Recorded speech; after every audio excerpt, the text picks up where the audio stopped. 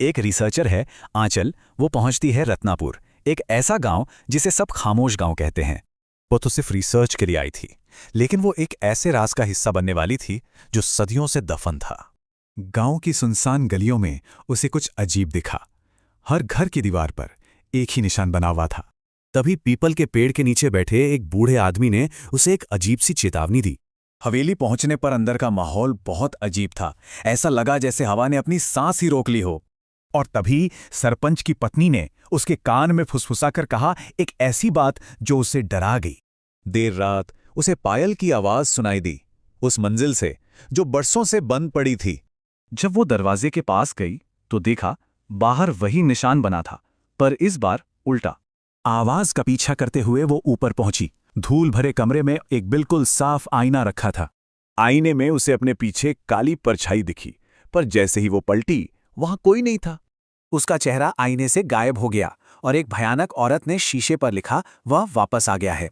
वो भागने ही वाली थीं कि जमीन से काली चिपचिपी मिट्टी निकली और उसके पैर पकड़ लिए। वो किसी तरह हवेली से भागकर उसी बूढ़े आदमी के पास पहुंची। उसने कहा, एक आत्मा ने तुम्हें चुन लिया है।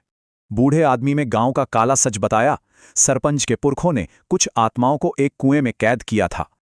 अब बचने का सिर्फ एक ही रास्ता था, एक खतरनाक रस्म जिससे उन आत्माओं को शांत किया जा सके।